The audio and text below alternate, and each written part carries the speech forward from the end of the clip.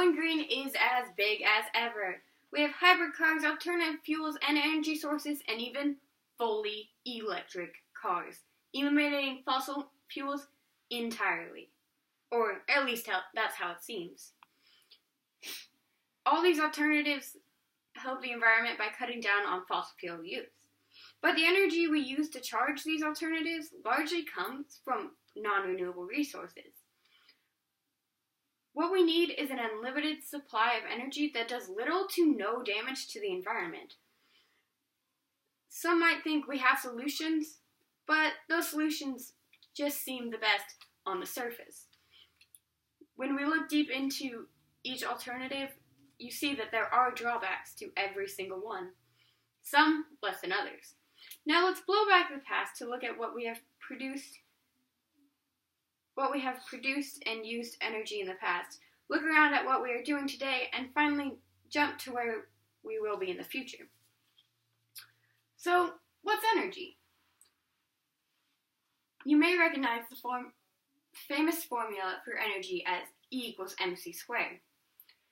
Dictionary.com defines energy as the capability to do work or any source of usable power. The latter definition is most relevant when we are speaking of energy production and consumption. The brief history of power in the United States, as stated on the United States Environmental Energy Information Administration, is as follows. At the start of the United States, most energy was from burning wood. This being in the latter half of the 1700s, this would make the most sense. Burning wood was used to heat homes and businesses. At this time, water wheels were utilized in the New England states on places there were rivers to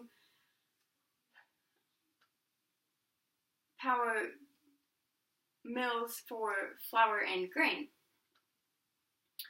Coal was the next big energy source. Coal was king from the 1885 to around the 1950s. Coal is being widely used up until 2008 and has been dramatically declining since then. A major source of energy is coming from petroleum.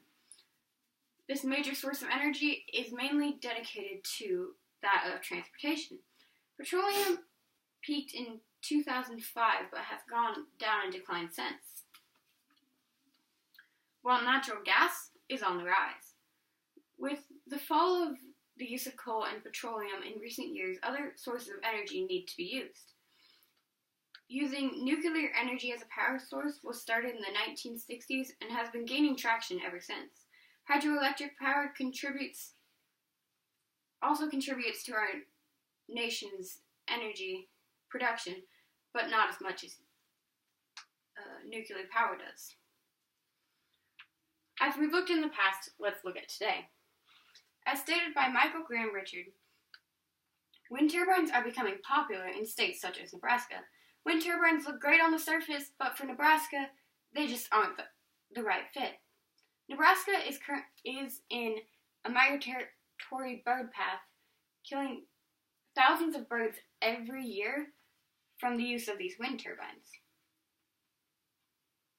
When they seem like a great solution because if the higher you get a wind turbine, the more consistent you have airflow.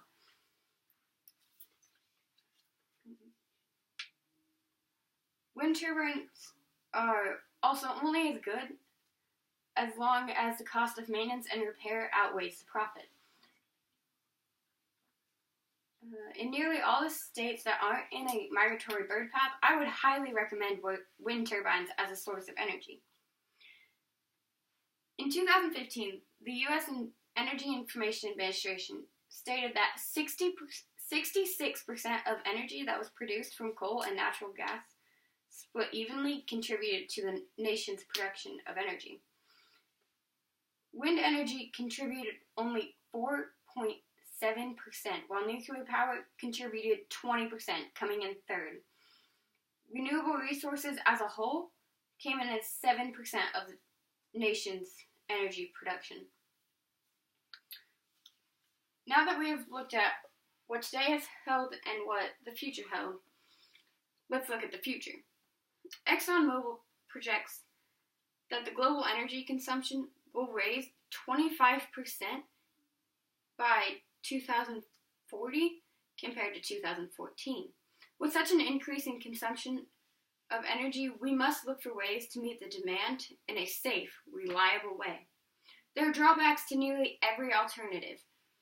As described by Michael Morn on The Times, nuclear power currently produces its fair share of power but also produces radioactive material that will take millions of years to properly break down to where it is safe. Underwater wind farms are another solution. It may solve the dead bird problem, but will cause a dead fish problem. Underwater wind farms can be placed in places where there are channels where high streams of water are constantly running, providing a reliable source of energy. Geothermal could be possibly be the best solution. The energy from radioactive isotopes breaking down in the Earth's crust, along with energy in the mantle, is theoretically an indefinite supply of energy, although it does have drawbacks, as all alternatives do. Geothermal energy produces some greenhouse gases, but in the long run, the amount of greenhouse gases that it produces to the amount of energy is no comparison at all. Unless you think the entire world can go without energy or electricity, then we need to find a new solution. Sending handwritten letters and having to talk to someone face to face is not what people do these days.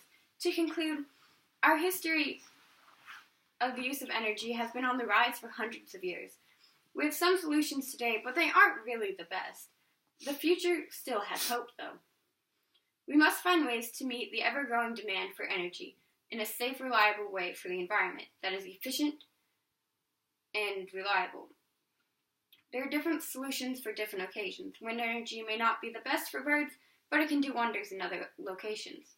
We must meet our demand for energy, or we'll be all left in the dark. My first question for you is, because you were really concerned about migration of birds, why were you so concerned about that? To protect our environment as a whole, we need to look at everything that something does. You can't just say, wind turbines produce energy, therefore they are good. There are drawbacks to everything, and we need to look at them before we put all our eggs in one basket, in a sense, and totally rely on wind energy as it damages another population. What was your motivation for this topic? There has been a lot of talk in Hamilton County about putting in wind turbines down by the interstate and about everything that goes along with it, so that sparked my interest in this topic.